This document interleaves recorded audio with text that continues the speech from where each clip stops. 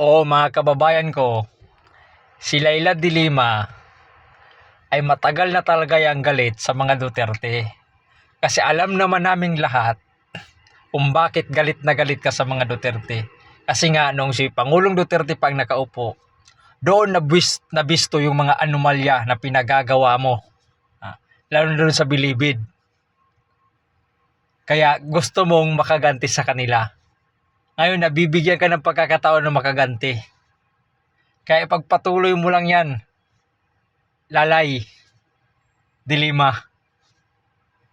Papatuloy mo lang yan. Kasi kaming mga supporters ni Duterte, alam namin kung bakit galit na galit ka sa mga Duterte. Kasi nga, pumagsak ang karir mo sa politika nang dahil kay Pangulong Duterte. Kaya pagpatuloy mo lang yan, de Lima. Sama mo na si Junil.